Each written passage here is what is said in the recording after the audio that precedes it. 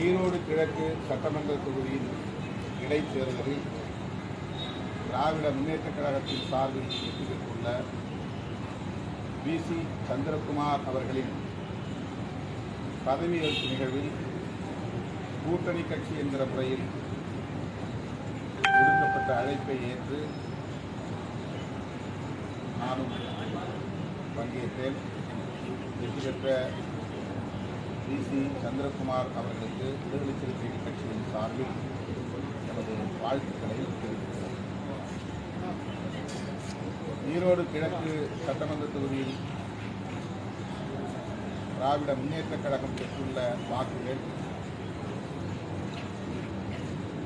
இந்த மாநிலம் தமிழ்நாடு பெரியாரின் சமூக நீதி அரசியலுக்கான தேசம் என்பதை மேலுறுதி செய்யும் வகையில் அமைந்திருக்கிறது. பகுத்தறிவு பகலவன் தந்தை பெரியார் அவர்களை தமிழுக்கும் தமிழர்களுக்கும் தமிழ்நாட்டுக்கும் எதிரானவர் என்கிற வகையில் திரிபுவாதம் செய்கிற சதி அரசியலை சங் பரிவார் கும்பல் இன்றைக்கு உயர்த்தி பிடிக்கிறது. இது அவர்கள் நீண்ட காலமாக செய்து வருகிற ஒரு பகீரத முயற்சியாகும். பெரியார் என்கிற அடையாளத்தை சிதைத்துவிட்டால் திராவிட அரசியலின் வேரை வெட்டி வீழ்த்த முடியும் என்று சங் பரிவார் கும்பல் நம்புகிறது. பெரியார் காலத்திலிருந்தே இந்த முயற்சியை அவர்கள் மேற்கொண்டு வருகிறார்கள். அவ்வப்போது தமிழ் சமூகத்திலிருந்தே அவர்களுக்கான ஆட்களை தேர்வு செய்து பெரியாருக்கு எதிராக நிறுத்தியிருக்கிறார்கள்.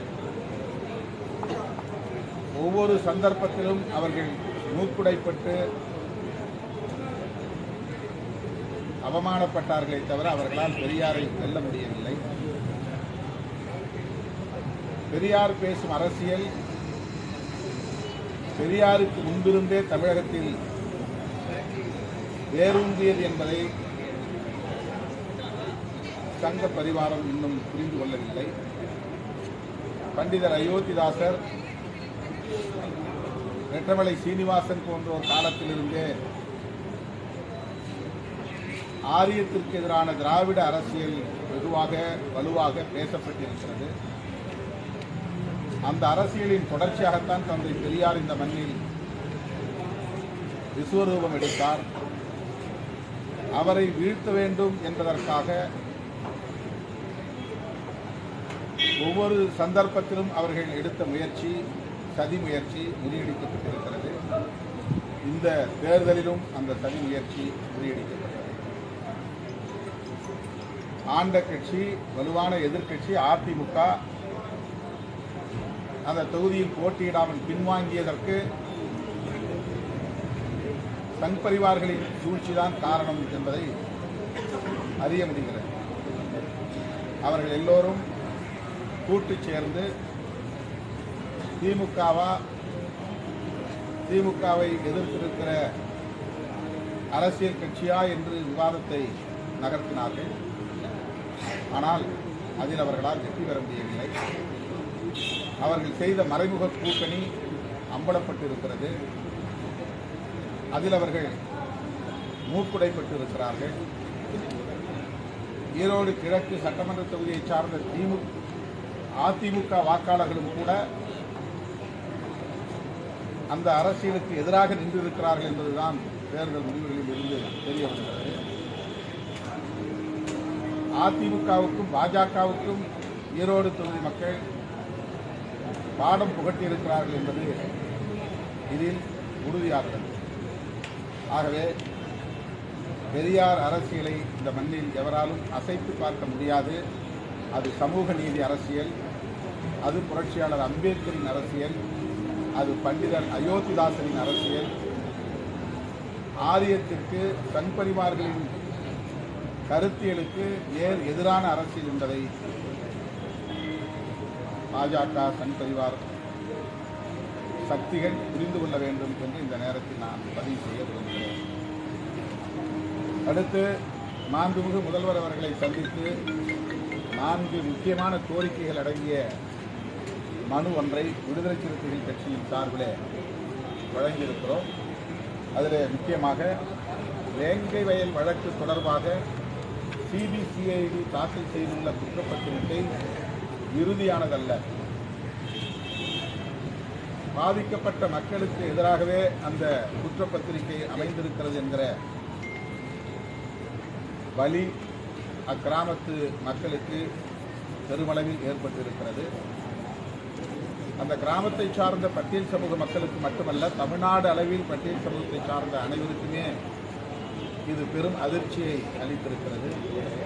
இந்த சூழலில் உச்ச நீதிமன்றம் அல்லது உயர்நீதிமன்ற நீதிபதிகளின் ஓய்வு பெற்ற நீதிபதிகளுடன் ஒருவரை கொண்டு நீதி விசாரணை ஆணையம் ஒன்றை அமைக்க வேண்டும், அதனை தீர விசாரிக்க வேண்டும் என்கிற கோரிக்கையை மாண்புமிகு முதல்வருக்கு விடுதலை சிறுத்தைகள் கட்சியின் சார்பில் முன்வைக்கிறோம்.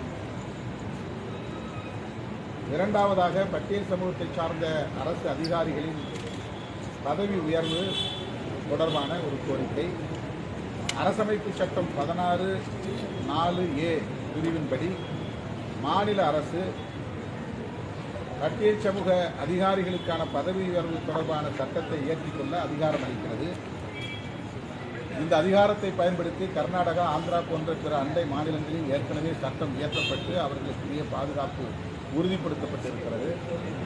எனவே தமிழ்நாட்டிலும் அதனை பின்பற்றி பட்டியல் சமூக அதிகாரிகளின் பதவி உயர்வு தொடர்பாக சட்டம் ஒன்றை இயற்ற வேண்டும் என்று வலியுறுத்தியிருக்கிறோம். அத்துடன் அதனால் 200 பாயிண்ட் ரோஸ்டர் முறை ரத்து செய்யப்பட்டதனால் ஓபிசி பிரிவை சார்ந்த அதிகாரிகளும் பாதிக்கப்பட்டிருக்கிற சூழலில் அவர்களுடைய பாதுகாப்பையும் உறுதிப்படுத்துவதற்கு தனியே சட்டம் இயற்ற வேண்டும் என்றும் மாண்புமிகு முதல்வர் அவர்களிடத்தில் வலியுறுத்தியிருக்கிறோம். அடுத்து பேரூராட்சி, நகராட்சி, மாநகராட்சி போன்ற இடங்களில் வணிக வளாகங்கள் கட்டப்படுகின்றன, ஏலம் விடப்படுகின்றன, குத்தகை விடப்படுகின்றன. அவற்றில் பட்டியல் சமூகத்தை சார்ந்தவர்கள், பழங்குடி சமூகத்தை சார்ந்தவர்கள் பங்கேற்க முடியாத நிலை இருக்கிறது. எனவே பட்டியல் மற்றும் பழங்குடி சமூகத்தை சார்ந்த தொழில் செய்ய, வணிகம் செய்ய ஆர்வமுள்ள முனைவோர் பயன்பெறக்கூடிய வகையில் தனியே அவர்கள் சென்று வணிக வளாகங்களை கட்டித்தர வேண்டும் என்கிற கோரிக்கையையும் முன்வைத்திருக்கிறோம். அரசு வெளியிட்ட புள்ளி விவரங்களின்படி தமிழ்நாட்டில் சாதிய வன்கொடுமைகளின் சதவிகிதம் பெருகி வருகிறது. இந்த சூழலில் சாதிய வன்கொடுமைகளை தடுப்பதற்கு சிறப்பு கவனம் செலுத்தி தடுப்பு நடவடிக்கைகளை உரிய முறைப்படி சட்டப்பூர்வ அடிப்படையில் மேற்கொள்ள வேண்டும், முதல்வர் அதில் கூடுதல் கவனம் செலுத்த வேண்டும் என்ற கோரிக்கையும் வலியுறுத்தியிருக்கிறார்.